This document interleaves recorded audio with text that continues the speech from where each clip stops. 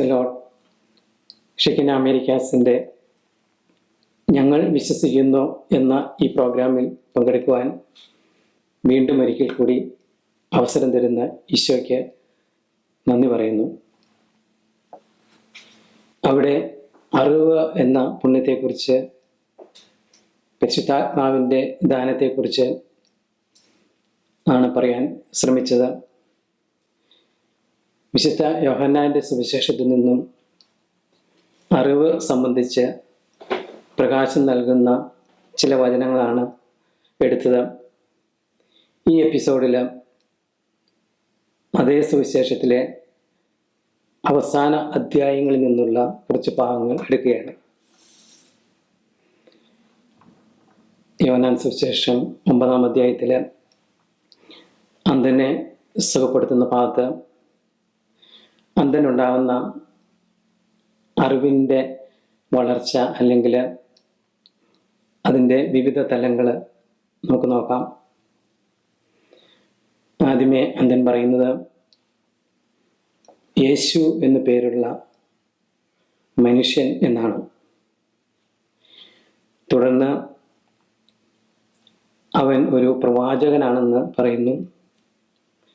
വീണ്ടും ഈ മനുഷ്യൻ ദൈവത്തിൽ നിന്നുള്ളവൻ എന്ന് അയൽക്കാരോടും ഫരിസേയരോടും മറുപടി പറയുന്നു.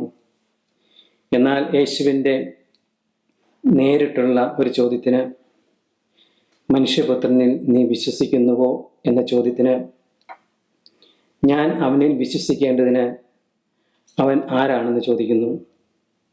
യോഹന്നാൻ 9:37-38. യേശു പറഞ്ഞു, നീ അവനെ കണ്ടു കഴിഞ്ഞു, നിന്നോട് സംസാരിക്കുന്ന ഞാൻ തന്നെയാണ് അവൻ. കർത്താവെ, ഞാൻ വിശ്വസിക്കുന്നു എന്ന് പറഞ്ഞുകൊണ്ട് അവൻ യേശുവിനെ പ്രണമിച്ചു.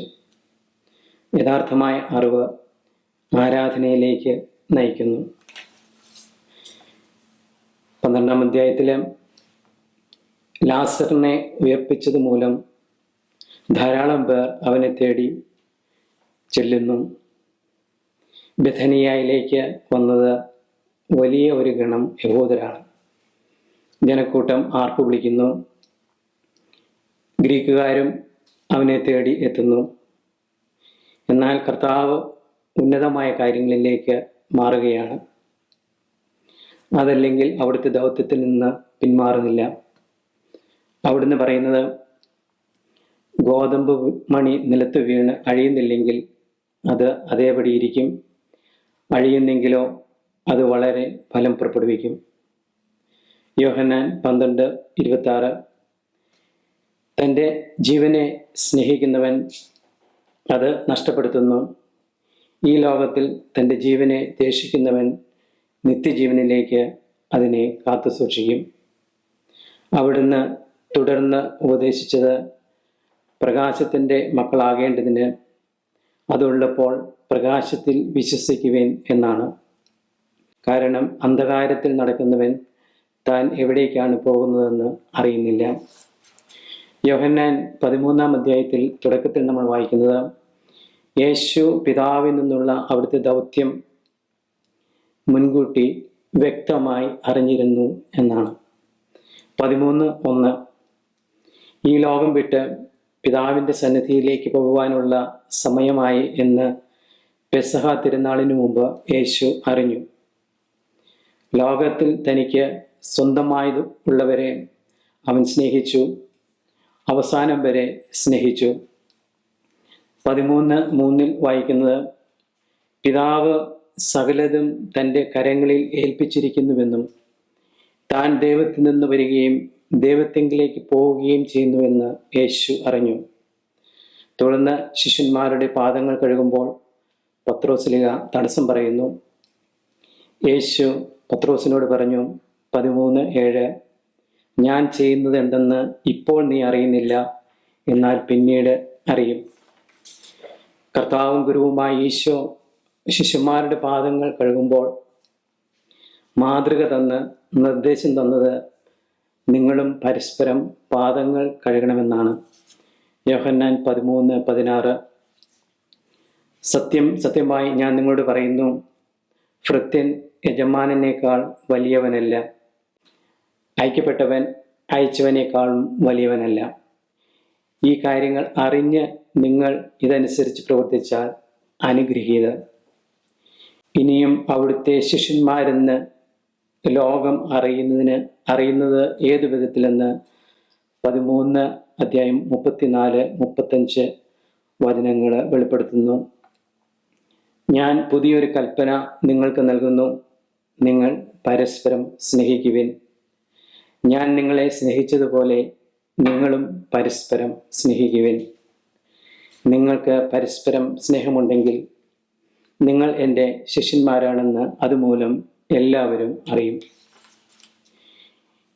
ഇതേ അധ്യായത്തിൽ പത്രോസ് ഗുരുവിനെ നിഷേധിക്കുമെന്നത് കർത്താവ് പ്രവചിച്ചത്, വരുവാനിരിക്കുന്ന കാര്യങ്ങൾ മുൻകൂട്ടി പ്രസ്താവിക്കുന്നത് അവിടുത്തെ അറിവിൽ നമുക്ക് മുന്നറിയിപ്പും താക്കീതുമാണ്.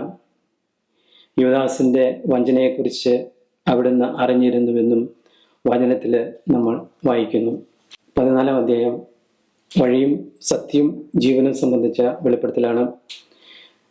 14-ാം അധ്യായം 4, 5, 6 വചനങ്ങൾ. ഞാൻ പോകുന്നിടത്തേക്കുള്ള വഴി നിങ്ങൾക്കറിയാം. തോമസ് പറഞ്ഞു, കർത്താവെ, നീ എവിടേക്ക് പോകുന്നുവെന്ന് ഞങ്ങൾക്കറിഞ്ഞുകൂടാ, പിന്നെ വഴി എങ്ങനെ അറിയും? യേശു പറഞ്ഞു, വഴിയും സത്യവും ജീവനും ഞാനാണ്. എന്നിലൂടെയല്ലാതെ ആരും പിതാവിൻ്റെ പക്കലേക്ക് വരുന്നില്ല. 14:7 നിങ്ങൾ എന്നെ അറിഞ്ഞിരുന്നെങ്കിൽ എൻ്റെ പിതാവിനെയും അറിയുമായിരുന്നു. ഇപ്പോൾ മുതൽ നിങ്ങൾ അവനെ അറിയുന്നു, നിങ്ങൾ അവനെ കാണുകയും ചെയ്തിരിക്കുന്നു. ഫിലിപ്പോസിൻ്റെ പിതാവിനെ ഞങ്ങൾക്ക് കാണിച്ചു തരിക എന്ന ആവശ്യത്തിന് ഫിലിപ്പോസിനോട് മറുപടിയായി പറഞ്ഞത്, ഇക്കാലം അത്രയും ഞാൻ നിങ്ങളുടെ കൂടിയായിരുന്നിട്ടും ഫിലിപ്പോസെ, നീ എന്നെ അറിയുന്നില്ലേ? എന്നെ കാണുന്നവൻ പിതാവിനെ കാണുന്നു എന്നാണ്. 14-ാം അധ്യായത്തിൻ്റെ അവസാന വാക്യം 31. അത് കർത്താവിൻ്റെ ഒരു ഉറച്ച പ്രഖ്യാപനമാണ്. അവിടുന്ന് അതിനു മുമ്പ് പറയുന്നു, ഈ ലോകത്തിൻ്റെ അധികാരി വരുന്നു, എങ്കിലും അവന് എൻ്റെ മേൽ അധികാരമില്ല.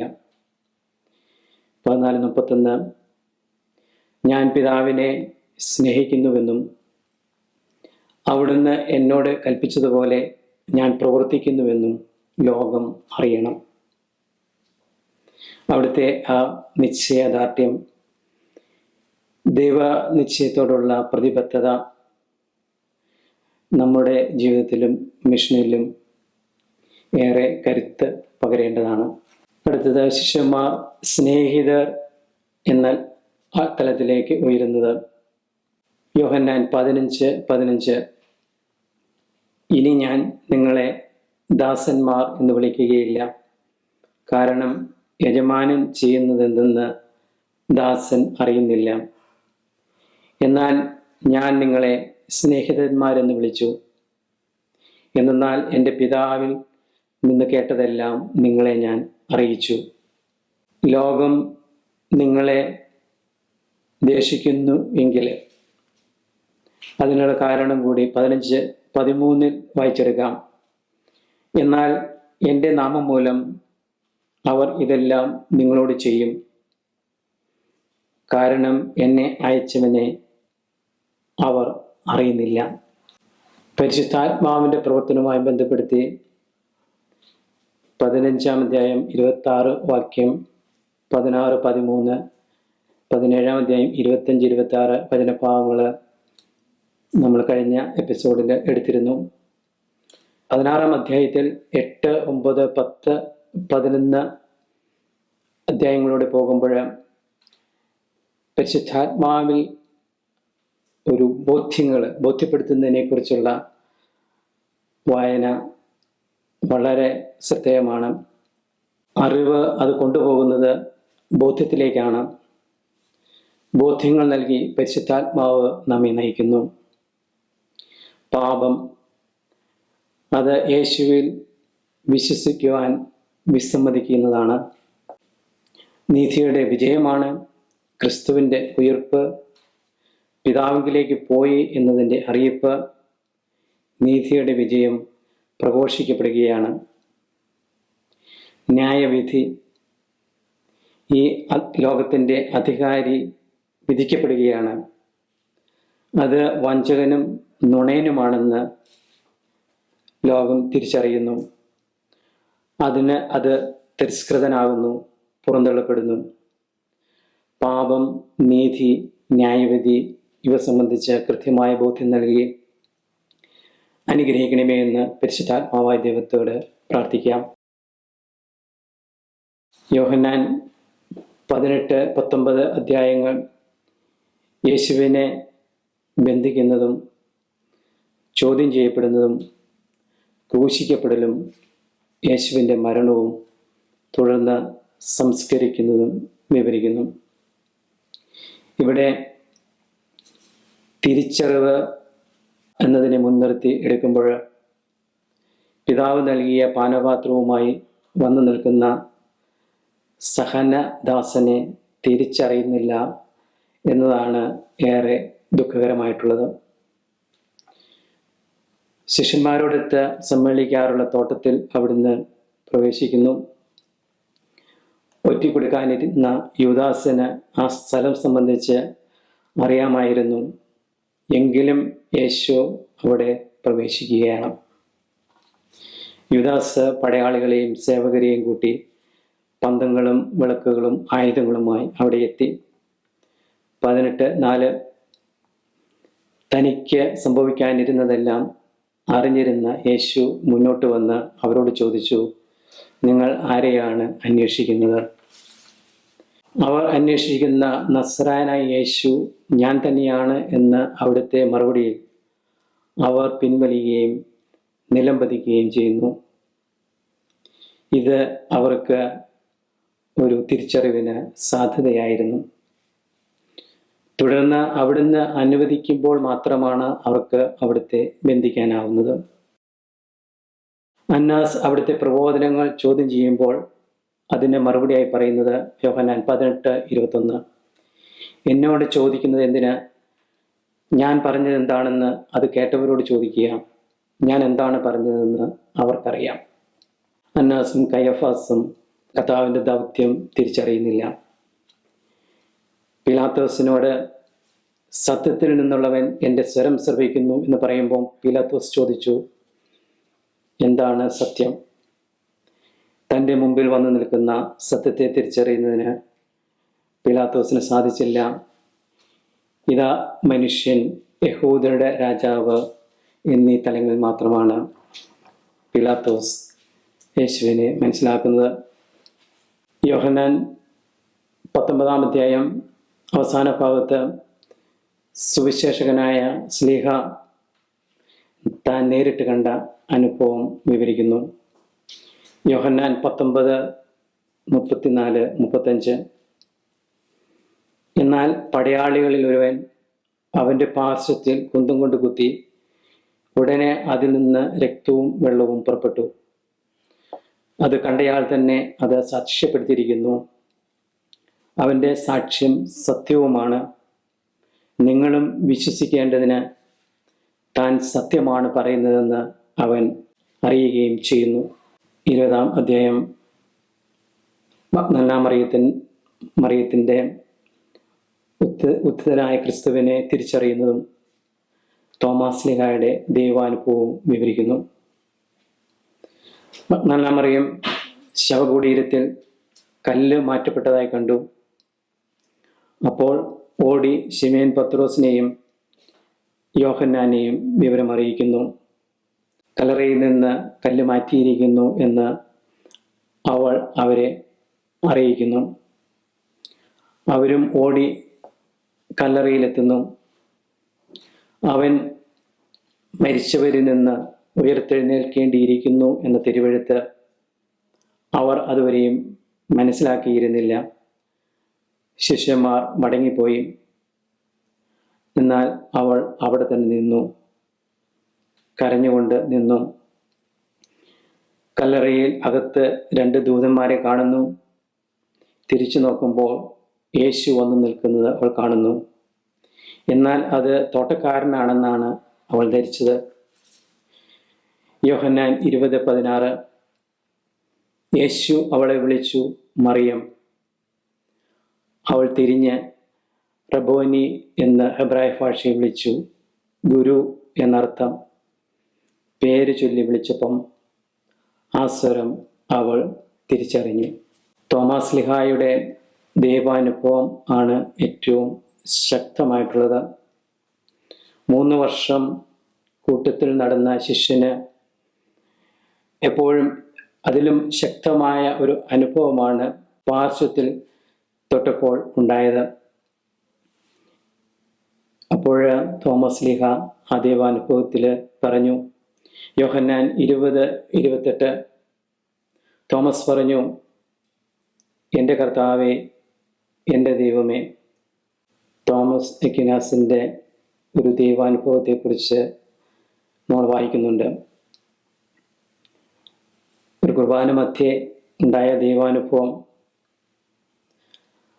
ആ തിയോളജിക്കലുള്ള എല്ലാ വർക്കും നിർത്തിവെച്ചു. കാരണം അവൻ വായനകൾക്കും വിവരണങ്ങൾക്കും ഉപരിയാണെന്ന് തോമസ് അക്വിനാസ് അറിഞ്ഞു. ഇത്തരണത്തിലുള്ള ഒരു അനുഭവമാണ് നേരത്തെ തോമസിലേക്ക് ലഭിച്ചത്. ഈ ശക്തമായ അനുഭവമാകാം ഭാരതത്തിലേക്ക് വരുവാൻ ധൈര്യപ്പെട്ടത്. നേരത്തെ യഹൂദരെ ഭയന്നിട്ട് പുറത്തു പോകാതെ മറ്റു ശിഷ്യർ അകത്ത് തന്നെ ആയിരിക്കുമ്പോൾ പുറത്തു പോകാൻ ധൈര്യപ്പെട്ടത് തോമാസ് സ്ലീഹ മാത്രമായിരുന്നു. ഈ ധൈര്യത്തെ കർത്താവ് 10 മടങ്ങായി വർദ്ധിപ്പിച്ചു. എൻ്റെ കർത്താവേ, എൻ്റെ ദൈവമേ എന്ന പ്രാർത്ഥന നമ്മുടെ കുർബാനക്രമത്തിലും ധാരാളമായി ഉപയോഗിക്കുന്നു. 4 പ്രണാമ ജപങ്ങളിൽ 1, 3, 4 അവ ആരംഭിക്കുന്നത് കർത്താവായ ദൈവമേ എന്ന് വിളിച്ചുകൊണ്ടാണ്, പ്രാർത്ഥിച്ചുകൊണ്ടാണ്. റൂഹാക്ഷണ പ്രാർത്ഥനയിലും ആരംഭിക്കുന്നത് കർത്താവായ ദൈവമേ എന്ന് വിളിച്ചിട്ടാണ്. കർത്താവായ ദൈവമേ എന്ന പ്രാർത്ഥന വിശുദ്ധ കുർബാനയിൽ നിറഞ്ഞു നിൽക്കുന്നു. അറിവ്, അറിയുക, തിരിച്ചറിവ്, ഈ പദങ്ങളുമായിട്ട് യോഹന്നാൻ സ്ലീഹായുടെ സുവിശേഷത്തിലൂടെ കടന്നു പോവുകയായിരുന്നു. യോഹന്നാൻ സുവിശേഷം സ്നേഹത്തിൻ്റെ സുവിശേഷമാണ്. എന്നാൽ അറിവിൻ്റെ മുത്തുകൾ, നിധികൾ ഇതിൽ മറഞ്ഞിരിപ്പുണ്ടെന്ന് അറിയില്ലായിരുന്നു. അതും ഓരോ അധ്യായത്തിലും വിസ്മയകരവും ഏറെ സന്തോഷകരവുമായി നമുക്ക് അത് കണ്ടെത്തുവാൻ സാധിക്കും. എപ്പിസോഡ് 80 ഈ എപ്പിസോഡിലുമായിട്ട് ഇത് പറയുവാൻ സാധിച്ചപ്പോൾ അത് അതിൽ തന്നെ നിസ്സാരമാണെന്നറിയാം. എങ്കിലും ഇതിലേക്ക് നയിച്ച ചില സാഹചര്യങ്ങളും ചില ത്യാഗങ്ങളും കൂടി പറഞ്ഞ് അവസാനിപ്പിക്കാൻ ആഗ്രഹിക്കുകയാണ്. വിശുദ്ധ കുർബാന മധ്യേ വായനയിൽ പത്രോസ് സ്ലീഹായെ ജപാനിന് ഏൽപ്പിക്കുന്ന ഒരു ഭാഗം വായിക്കുകയായിരുന്നു. അവിടെ പത്രോസ് പറയുന്നത്, ഞാൻ നിന്നെ സ്നേഹിക്കുന്നുവെന്ന് നീ അറിയുന്നുവല്ലോ. കർത്താവെ, നീ എല്ലാം അറിയുന്നു. ഞാൻ നിന്നെ സ്നേഹിക്കുന്നുവെന്ന് നീ അറിയുന്നു. അപ്പോൾ ഈ അറിവും സ്നേഹവുമായി ബന്ധപ്പെടുത്തി ഉള്ള വായന തുടർന്ന് യോഹന്നാൻ സ്ലീഹായുടെ സുവിശേഷം ആദ്യ അധ്യായങ്ങൾ വായിക്കുമ്പോൾ അവിടെയും സ്നേഹത്തിൻ്റെ, അറിവിൻ്റെ ഒരുമിച്ച് വരുന്ന കാര്യങ്ങൾ ശ്രദ്ധയിൽപ്പെട്ടു. അങ്ങനെ ഓരോ അധ്യായവും കടന്നു പോകുമ്പോൾ അത്ഭുതകരമായിട്ട് അതിലെല്ലാം അറിവിൻ്റെ പദങ്ങൾ പല പ്രാവശ്യം ഉപയോഗിച്ചിരിക്കുന്നതായിട്ട് കാണാൻ സാധിക്കും. പിന്നെ ചെറിയ ത്യാഗങ്ങളുണ്ട്. നമുക്കറിയാം, ഇപ്പോൾ ലോകകപ്പ് മത്സരം നടക്കുകയാണ്.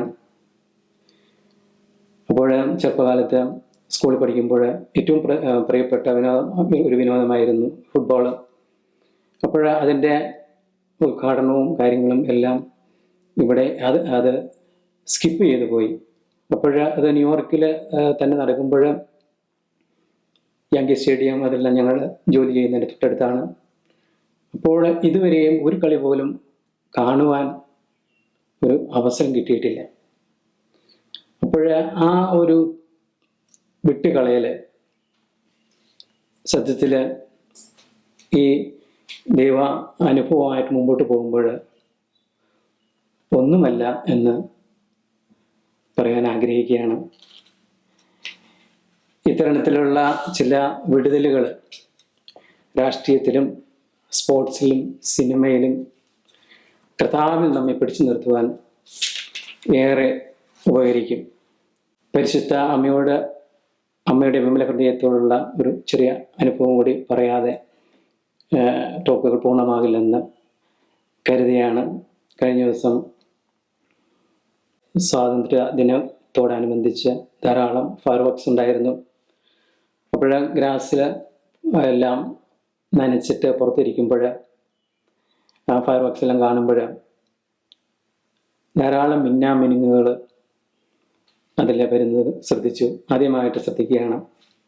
പരിശുദ്ധ അമ്മയുടെ വിമല ഹൃദയത്തിൻ്റെ ഒരു സ്റ്റാച്ചു വിൻഡോയിൽ വെച്ചിട്ടുമുണ്ട്. അപ്പോൾ